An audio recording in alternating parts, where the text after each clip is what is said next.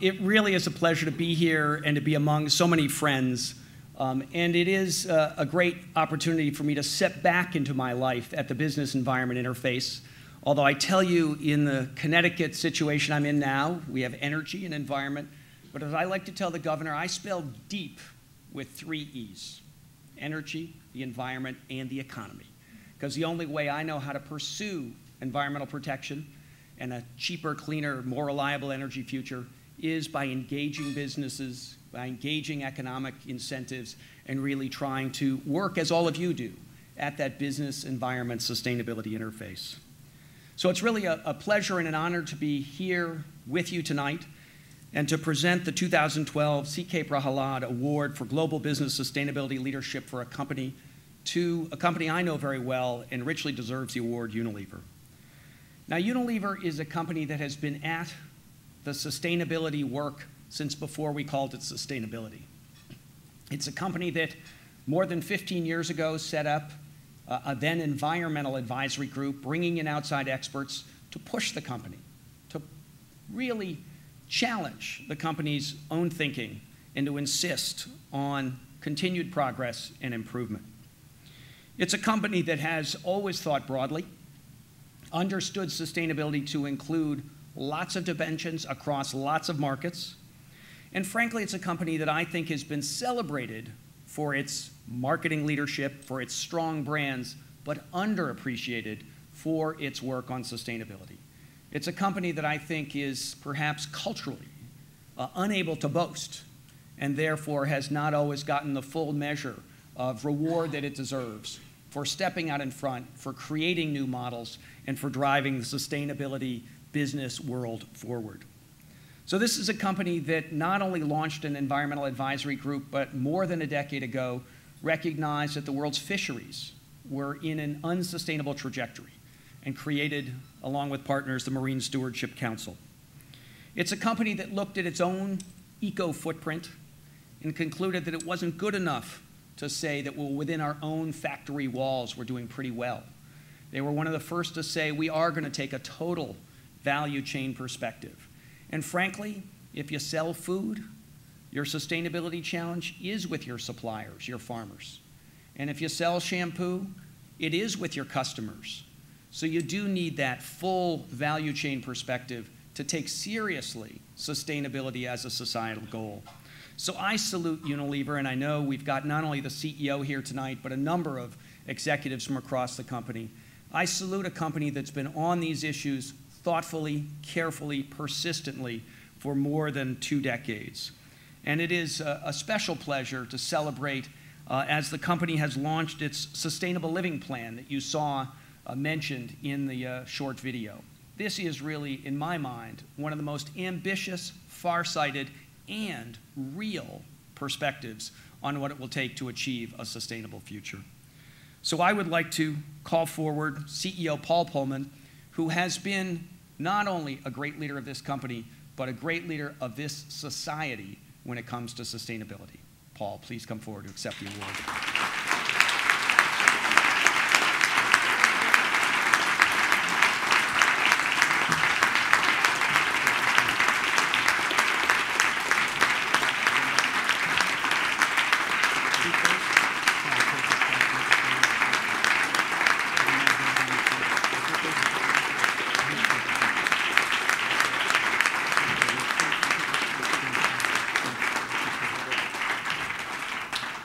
Your Excellency, ladies and gentlemen, MR, PJ, CK, everybody with initials.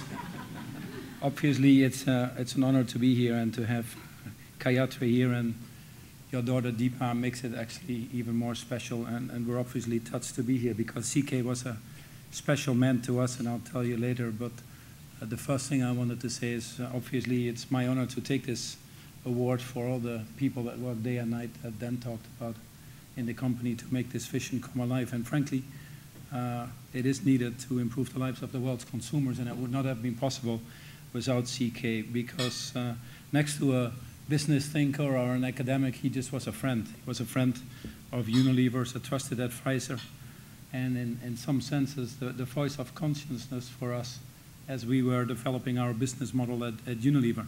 He actually was 10 years at the Hindustan Lever board as a board member. So many times I talked to him, he obviously knew the company better than I will ever know it. His wisdom and his insights in what make us tick were extraordinary, and obviously being a member of the Unilever top management in Lever Hindustan gave him a lot of insight. So it's not a surprise that we learned a huge amount from him. And I would not be standing here today if it were not for him, to be honest. Even in my 3.5 years tenure, I had the pleasure with Gayatri and CK to spend many, many hours on a long trip to Kenya. We found each other in the plane.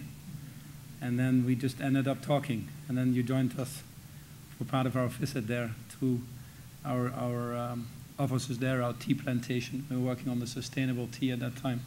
And then the wonderful wedding from Harish and Radha, who are here. And we had a wonderful weekend again together just before, unfortunately, CK took a different direction and moved to better places. And certainly he's with us. He's with us here tonight, but he's with us in a lot of things that we are working on every day in his name. The Unilever Sustainable Living Plan that Dan was talking about, the standards of corporate behavior we're setting could not be possible without him. So this award actually goes to him more than anything else. He, with his fortune at the bottom of the pyramid, taught us to unlock that enormous potential. In fact, it was at the roots of the success of HUL, but of the success of our businesses in many other places. And his mantra that was always striking to me from the first day was, we're not producing for the bottom of the pyramid, but we're producing with the bottom of the pyramid. And it's a small little word difference, but it makes a huge difference. And because of that, I think his vision of respect and total inclusion, we were just talking that how he brought that dignity to people, from people that felt they were nobody, he made them somebody, as you rightfully said. And a good program of that is our Shakti ladies in India, which are now about 80,000 of them that work for us. And I know Brenna, when she was singing here, talked about a men's wealth. I can tell you, as it comes to development and improving this wealth, it is more of a women's wealth. I will tell you, because we've long ago discovered that investing in women is investing in families, investing in nutrition, and investing in growth. Investing in us men, unfortunately, first stops at the corner to have a drink. So a decade ago, before this principle of shared value was becoming popular, Michael Porter and others, I think CK understood that very well, that any growth has to be based on responsible and equitable growth. It was Winston Churchill who actually said that democracy was the worst form of government other than all the other ones that have been invented. And I think a lot of people in today's world are starting to say the same thing of capitalism. And that's obviously worrying, because capitalism itself has lifted an enormous amount of people out of poverty, has created an enormous wealth for many people. But I think after the 2008 crisis, more than anything else, it also has shown shortcomings. We've not figured out how to do this without incurring enormous amounts of government or private debt, without an over-consumerism of some of the world's scarce resources. And frankly, we've not been able to figure it out without a system where still 1 billion people go to bed hungry every night, worrying if they wake up, where still a child dies every 6 seconds of hunger. 2.5 billion people don't have access to basic hygiene, 400 million people unemployed, and the list goes on. So this is a world where we have to show that capitalism can function, but where the system is severely stressed. And like any system, if too many people feel that they're not part of it, or not getting the benefits of what the system is designed to do, it will ultimately be rejected. And that's what you see in these things like the Occupy Wall Street movement, or some other things that have started in this country but rapidly spread to over 80 other ones. So the challenge for us actually is to capture this wonderful energy that capitalism can have and turn it into a force for good. And it requires us to do two things that are very clear on our minds. And the first one is to take a little bit of a longer-term perspective. And the other one is to reset the priorities of business. And let me just take each of them for a second. You've undoubtedly seen some of the Harvard Business Reviews and other things where Dominic Barton talks about this short-termism. Roger Martin of the Rossum School just came out with a book about it. Many people talk about that. This short-termism obviously is leading us to a management of expectation of the quarterly reporting, expectation of the financial analyst instead of the management of our business, and I don't think that is very good. The business that we run, which is a consumer goods company, I don't think I can recall any decision that I take on the basis of 90 days. If you take the weekends out, it's 76 days. We don't make R&D decisions on 76 days. And nor do we make the capital decisions, nor the investments in humans on 76 days. So to go out there and report to the 25-year-olds what we're doing on a 3-month basis just doesn't seem to me like a very useful exercise. And for that reason, we abolished guidance, we abolished quarterly reporting. I did that the first day I became CEO because I very simply figured they can fire me the day they hire me. But at the same time, it's time that the world goes back to sanity, if you agree. And hopefully more and more companies are starting to do that as well, including some of the other things like guidance or compensation systems, etc. The other thing is that we need to look at a different business model. This is a world that already uses 1.5 times the world's resources, according to WWF. In fact, I hate to say that here in America, but I always use my wife, which I'm happily married to for 33 years now. She always corrects me, so I'm looking at her. But, you know, the 150 million Americans use 1/4 of the world's resources. And there are many people in the rest of the world that aspire to live like them. At a time when we already use 1.5 times the world's resources, before 2 billion more people come into this world, the numbers just don't add up. So we need to make a different business model. I was very pleased to see here, looking out of the window coming in, the Statue of Liberty, because it was Viktor Frankl who said in his book, Man's Search for Meaning, when they built the Statue of Liberty on the east coast of the United States, they forgot to build the Statue of Responsibility on the west coast of the United States. And business, with all the liberties that we have as multinationals, bringing our products to all these wonderful consumers that we serve, also comes a high degree of responsibility. And it's very clear to me that business cannot just be a mere bystander in the system that actually gives it life. It has to take responsibility and show leadership to manage some of these problems. It's for that reason that we just did this very small little thing, which then referred to as the Unilever Sustainable Living Plan. Most businesses operate under the principle of how can we use the environment and society to be successful. And we just changed that little word use and said, how can we give to society and the environment to be successful? Lots of people call that the new normal. I call that the old normal, putting the interest of the greater good ahead of our own. I'm a product of the Second World War. I was born in 1956.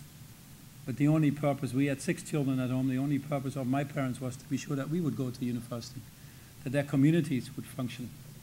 The only purpose was to be sure that there wasn't another war in Europe, because what they had seen was enough. They didn't want to have anybody else exposed to it. They were working for the greater good. And then we sort of lost that in the 80s and the 90s. And when stock markets went up 15% a year, nobody was talking about the law of ethics or how things were functioning. I've said many times the crisis in 2008 was not a crisis of rules or principles being broken. In fact, we have too many of those. It was a crisis of ethics. And we need to go back to that sanity. And that's why we came with the Unilever Sustainable Living Plan, which takes indeed responsibility of the total value chain, totally decouples our growth, which is very ambitious for us, from our environmental impact. Sets audacious 50 time-bound targets, 3 of them being a total move out of non-sustainable sourcing for our agriculturally based materials.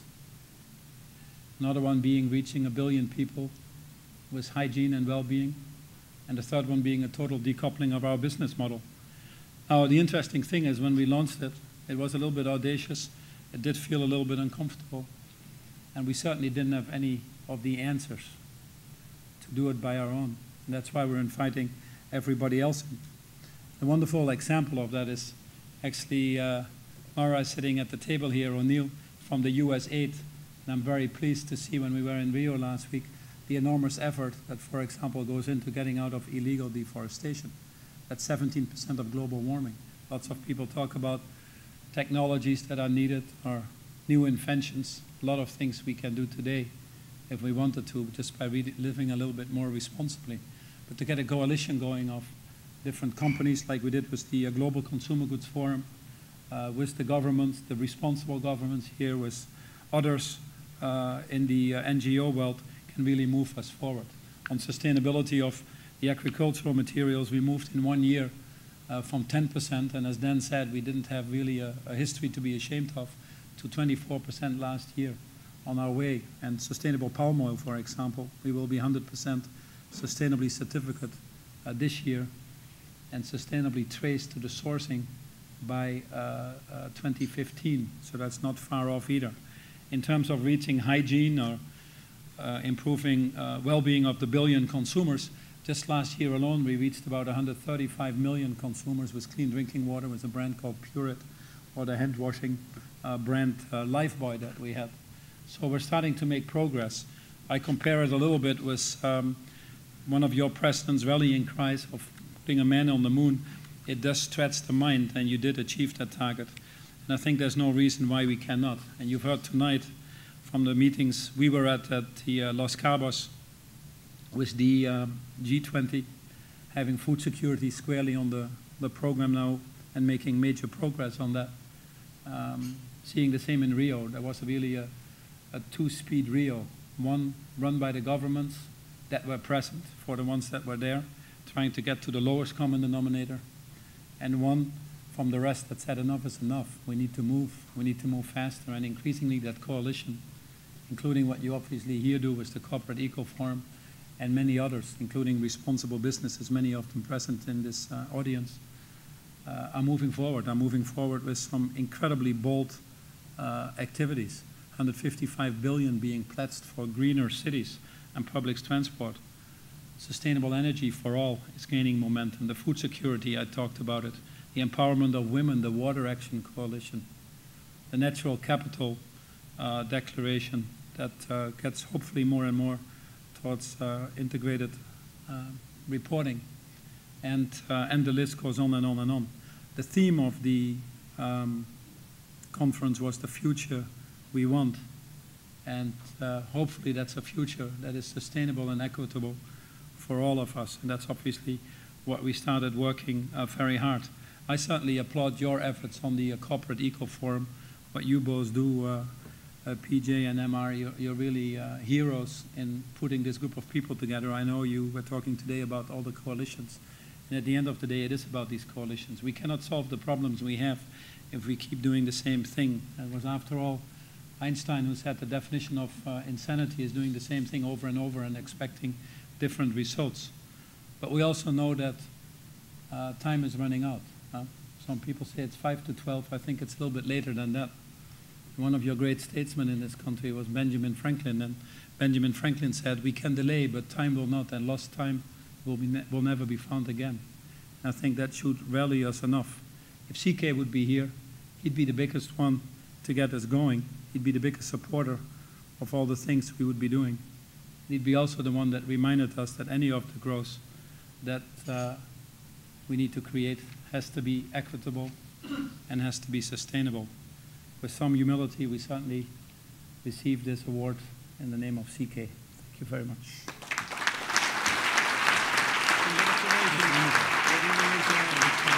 Congratulations.